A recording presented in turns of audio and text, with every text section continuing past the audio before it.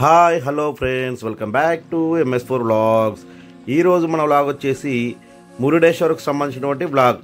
ఈ మురుడేశ్వర్ అనేటువంటిది ఎక్కడ ఉంది, దీని చరిత్ర ఏంది, దీని విశిష్టత ఏంది తెలుసుకోవాలి అంటే మనం ముందుగా ఈ వీడియోని పూర్తిగా చూడాలి. కాబట్టి మీరంతా ఈ వీడియోని పూర్తిగా చూసి లైక్ చేసి కామెంట్ చేస్తారని కోరుకుంటున్నాను. Thank you friends. ఇది ఒక అద్భుతమైనటువంటి ప్రదేశం అని చెప్పుకోవచ్చు. ఇక్కడ శివుడైతే కొలువైనటువంటి పవిత్రమైన స్థలము ఇదే మురుడేశ్వర్. ఇది కర్ణాటక రాష్ట్రంలోని ఉత్తర కన్నడ జిల్లాలో ఉంది. అరబిక్ సముద్రపు ఒడ్డున ఉన్నటువంటి ఈ ప్రదేశము మనం చూసినట్లయితే చాలా ప్రశాంతంగా ఉండి శివుడైతే అక్కడ ధ్యానం చేస్తున్నట్టయితే మనకు కనబడతాడు. శివుడి విగ్రహం అయితే సముద్రం ఒడ్డునే ఉంటుంది.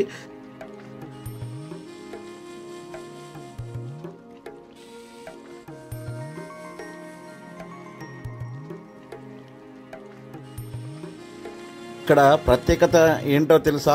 ఇది ప్రపంచంలోనే 3వ అతిపెద్ద శివుడి విగ్రహాన్ని కలిగి ఉన్నటువంటి ప్రాంతము ఇది మురుడేశ్వర్.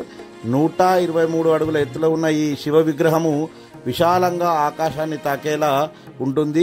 దీనిని చూసిన వెంటనే మనము ఆశ్చర్యపోతాము, ఎందుకంటే సముద్రం ఒడ్డునే ఉంటుంది కాబట్టి వైపు శివుడి విగ్రహము, దాని ముందరనే మనకు ఆకాశాన్ని తాకేలా ఉన్నటువంటి రాజగోపురము.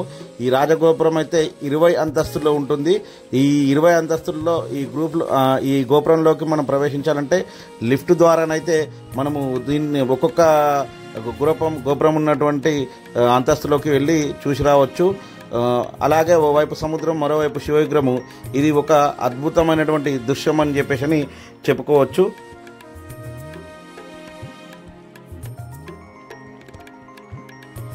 ఈ రాజగోపురాన్ని దాటుకొని కొద్దిగా మనం ముందుకు వెళ్ళినట్లయితే ఈ సముద్రం ముందరనైతే ఒక చిన్న గుడి అయితే ఉంటుంది.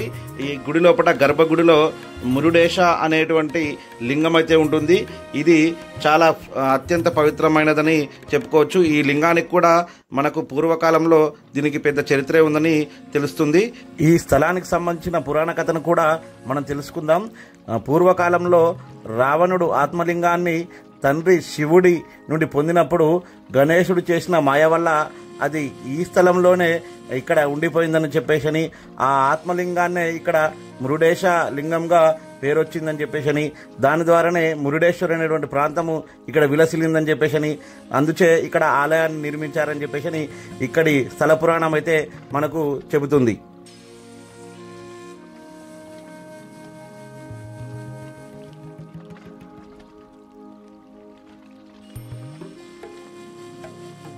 ఇక్కడ ఉన్నటువంటి ఈ విగ్రహాన్ని మరియు ఆలయ గోపురాన్ని నిర్మించినటువంటి మహానుభావుడు డాక్టర్ RN శెట్టి గారు.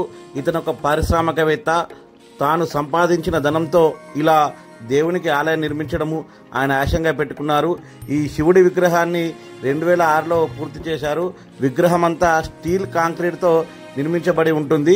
ఇక గోపురం విషయానికి వస్తే ఇది 249 అడుగుల ఎత్తులో ఉంటుంది.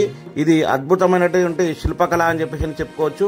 ఈ గోపురాన్ని కూడా RN శెట్టి గారే తన సొంత ఖర్చులతో నిర్మించారు. ఇందులో ప్రత్యేకత ఏంటంటే ఈ గోపురంలో లిఫ్ట్ ఉంటుంది. దాని ద్వారా మనం పైకెళ్ళి సముద్రాన్ని, ఒకవైపు శివుడి విగ్రహాన్ని ఒకేసారి చూడొచ్చు. కాబట్టి ఇక్కడికి మీరు కూడా వెళ్ళి అత్యంత పవిత్రమైనటువంటి ఈ శివుడి విగ్రహాన్ని దర్శించుకోండి. అలాగే పక్కనే ఉన్నటువంటి సముద్రంలో కూడా మనము ఎంజాయ్ చేయొచ్చు. శెట్టి గారు నిర్మించినటువంటి ఈ గోపురము మరియు శివుడి విగ్రహము ప్రపంచంలోనే అత్యంత ఎత్తుగా ఉండాలని చెప్పేసి, ప్రపంచంలోనే ఈ విగ్రహాన్ని మరియు గోపురాన్ని అత్యంత పవిత్రంగా చూడాలని చెప్పేసి ఆయన కోరిక. కాబట్టి అందుకోసం ఆయన సొంత ఖర్చులతోనైతే ఈ విగ్రహాన్ని నిర్మించారని చెప్పేసి ఇక్కడ మన స్థల పురాణం అయితే చెబుతుంది. ఈ ప్రాంతానికి మనము రైలు ద్వారా రెండు తెలుగు రాష్ట్రాల నుంచి ఏ విధంగా చేరుకోవచ్చు అంటే హైదరాబాద్, విజయవాడ, గుంటూరు, విశాఖపట్నం లాంటి ప్రధాన స్టేషన్లలోకి మురుడేశ్వర్కి డైరెక్ట్ రైలు లేదు. మీరు ముందుగా మంగళూరు లేదా గోకర్ణ అనేటువంటి రైల్వే స్టేషన్ బుక్ చేసుకోవాలి. అక్కడి నుంచి మురుడేశ్వర్కి బస్సులు లేదా లోకల్ ట్రైన్ల ద్వారానైతే మనము చేరుకోవచ్చు. ఇక బస్సుల ద్వారా రావాలి అంటే మనము ప్రైవేటు లేదా కర్ణాటకకు సంబంధించినటువంటి ఆర్టీసీ బస్సుల ద్వారా బెంగళూరు లేదా మంగళూరు, హుబ్లీ అనేటువంటి నగరాలకు చేరుకోవాలి. అక్కడి నుంచి మనమైతే లోకల్ ట్రైన్లో కానీ, లేదంటే లోకల్ బస్సుల్లో కానీ, లేదంటే ప్రైవేటు ట్యాక్సీల ద్వారానైతే మనం ఈ మురుడేశ్వర్ అనేటువంటి ప్రాంతానికి చేరుకోవచ్చు. మరో మార్గం రోడ్డు మార్గం ద్వారానైతే మనం ఈ మురుడేశ్వర్కి రావాలంటే ఫ్యామిలీతో లేదా ఫ్రెండ్స్తో రావాలి అంటే రోడ్డు మార్గం కారు నుంచి అయితే హైదరాబాద్ నుంచి మురుడేశ్వర్కు 700 కిలోమీటర్లు అయితే ఉంటుంది. మనము హైదరాబాద్ నుంచి రాయచోటి, బళ్ళారి, శివమొగ్గ మీదుగా వెళ్తే మధ్యలో ఈ మనకైతే మంచి లొకేషన్స్ ద్వారా చూసుకుంటూ ఈ మురుడేశ్వర్ అనేటువంటి ప్రాంతాన్ని అయితే చేరుకోవచ్చు.